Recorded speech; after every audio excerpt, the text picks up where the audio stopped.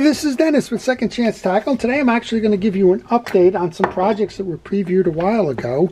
Because every now and then folks ask me, well, whatever happened to, how'd you make out with, and so on. So we're going to talk a little while today about why these Penn fishing reels have failed. And the Penn fishing reels I'm referring to is a whole group of largely Penn 60 and 65 long beaches, as well as a mixture of some Delmar 285s and some 85s, Seaboys. They're all essentially the same structure in the reel. They just have some additional outside casings, some beauty trim rings and the like. And we're going to go over what's happened with the 50 reels that I got in. Again, they're from a commercial charter boat, and they take abuse. They're not typically maintained until they break. And when they break, I see them, and that's usually a good indication of a weakness in a reel. And we'll just pass these along to you as kind of an FYI, and we'll give you an update on where I've been, because most of those reels have now been completed. So let me start before we get into the actual video and the topic by thanking our first responders and essential personnel, all of the folks that have a role to play in keeping us safe during this pandemic, and in working hard to make sure that we have what we need to kind of practice a normal existence, if you will, with food and basic shelter items and the like, while we're trying to stay safe and stay socially distanced, staying masked up, and so on. So thank you to all the first responders, healthcare workers, essential personnel, police, fire, rescue, EMTs, teachers, grocery deliverers, everybody that's involved in the transportation networks. Thank you so much. So what we saw was, a group of reels come in. Essentially, they would look like this with a handle on them. You could always tell that they haven't been serviced in a while if you've got an accumulation of salt and grease and grime and dirt, and it shows evidence that the reel hasn't even been hosed off at the end of the day. And if you're on a charter boat here in the Northeast, you're not going to hose them off anyway, because you're probably pulling water out of the harbor to do that, and that harbor is brackish or salt, and it's not going to do anything but further add to your problems. This stuff happens because of spray. So if you have the boats, these reels sitting in a pole rack on the boat, every time you hit a wave, you're going to get a salt spray come up, and generally that'll just kind of accommodate and do that. Well, here's what I saw in almost every reel I opened up. Just lithium grease sprayed in, bulked up, and jamming all of the components. Now, I guess that's better than no grease, but it's not very good at all. And this has resulted in a lot of different things happening in these particular reels.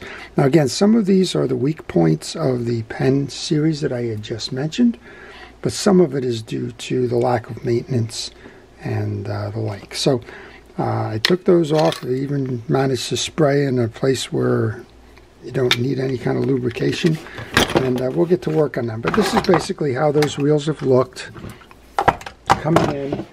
And there's varying degrees of issues with them. And I thought I would just go over to a bucket that has a whole bunch of broken pieces and parts in it from the reels that I worked on. And we'll just kind of show you what's happening.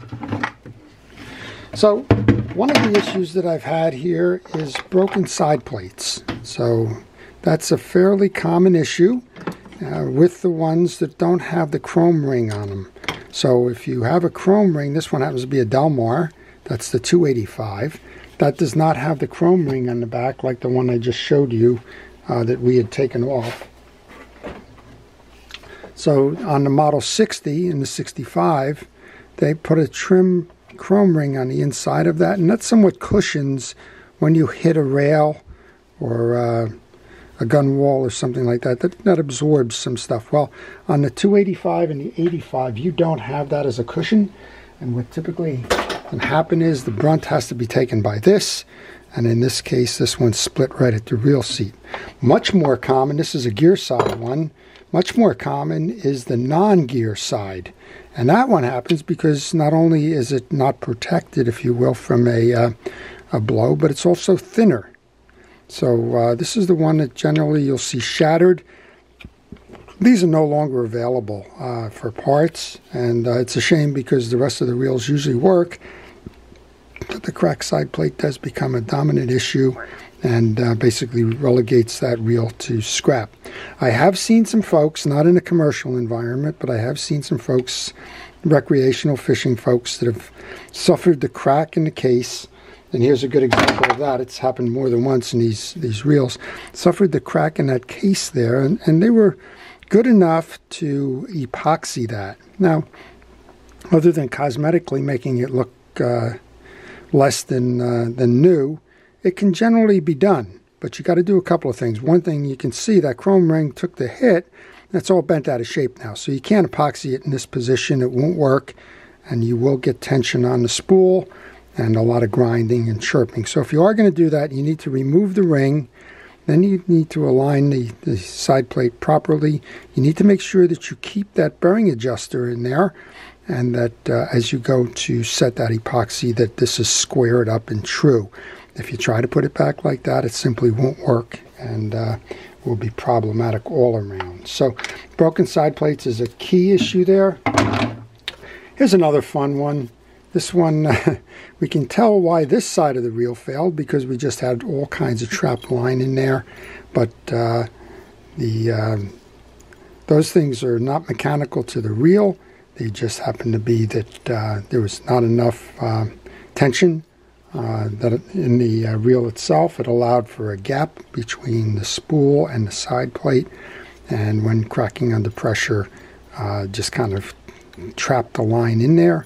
And once you trap the line in there, that reel is not going to work any longer.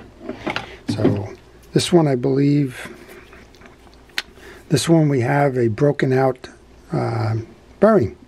That is probably in line with this, because if you're grinding and you can't figure it out, and you've got your spool coming through here, nesting in that bearing, and you start getting this canted, where it's not coming in square, it will put pressure on that bearing and it can pop that out. These are not plastic cases. I don't remember if it's melanite or there's a term for it that I don't usually get very well, but you can see that we've got the breakage in this side plate as well. And then I think on this one, I'm looking for the one, I haven't found it quite yet. I'm looking for one, there was one here, the older style of this reel. And this one has a coil spring that runs here, but the older style of the reel had a stud here where a flat spring wraps around it to trap the anti-reverse dog, and there's one of them in this bucket somewhere that has that broken stud on it. Okay, you see a series of bridges here then, and the bridges are all there for a reason. They're missing a piece. So this is your normal bridge, and your normal bridge would have two pieces to it, or two slots in it. Now this one's failed because the pivot is moving. That shaft should not move.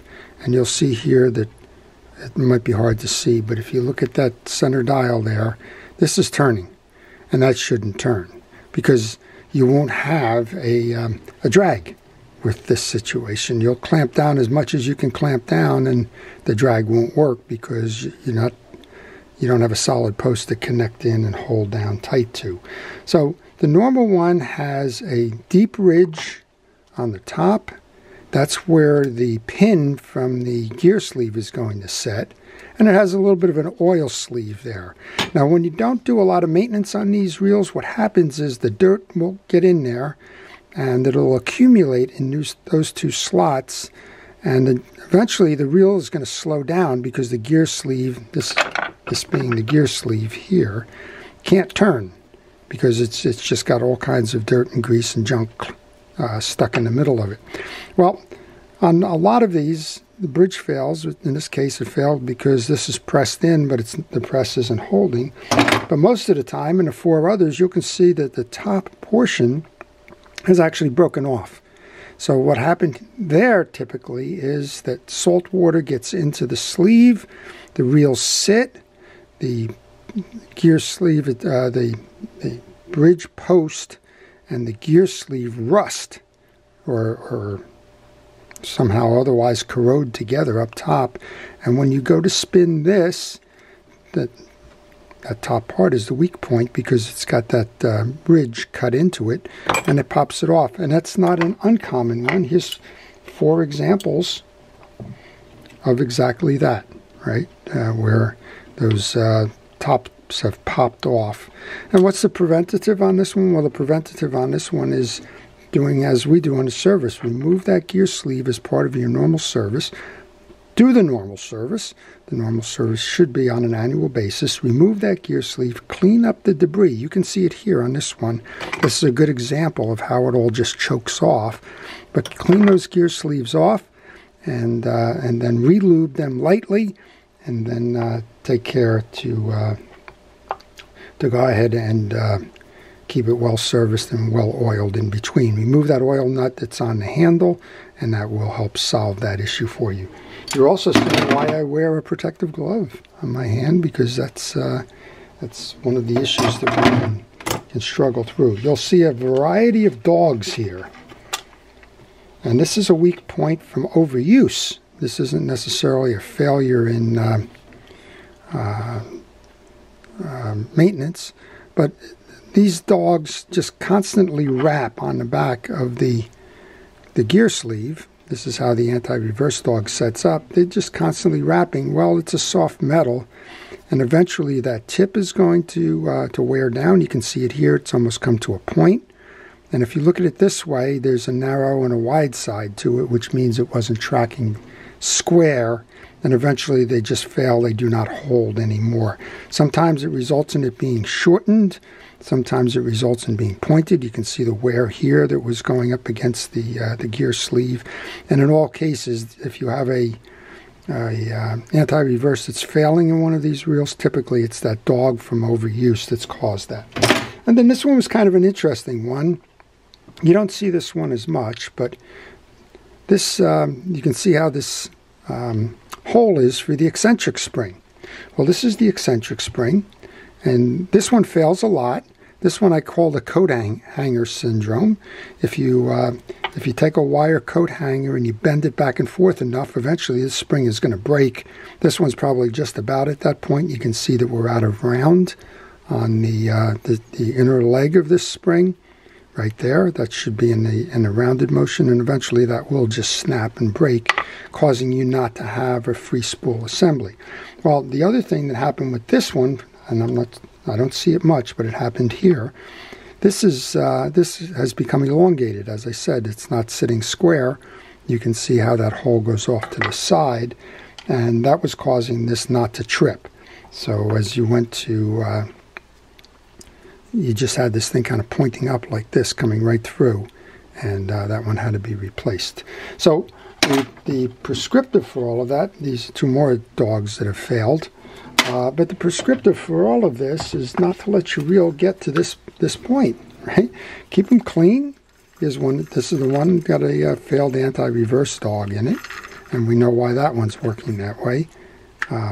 Looks like the eccentric spring is working, but that's a case where that little dog wrapping against that gear sleeve just hasn't held any longer, or the spring has failed, but most likely it's the dog that's gone bad in this one. So the prescriptive is to do an annual service on these reels, to clean them up, to lubricate them well, to do the full service. Take that gear sleeve off and make sure that it's clean and re-lubed. Do an inspection of parts. Don't go fishing with a reel that skips every now and then.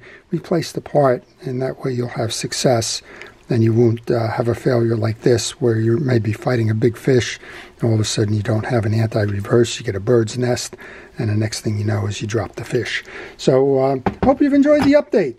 Thanks for asking. A lot of folks wanted to know what's going on with those reels. A lot's going on with them. And that's kind of how I get to learn a little bit about why certain reels have certain failure points. So if you like this kind of thing, please subscribe. If you do subscribe, please hit the notification button. And that way you'll see all of the videos that I post.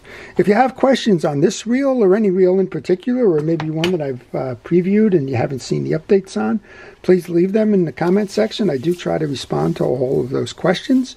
And finally, if you have a reel that needs to be repaired, If you send me an email on the contact information with the business card that follows, I'll be happy to provide you with that reel repair instructions and information. So this is Dennis with Second Chance Tackle. Have a great day.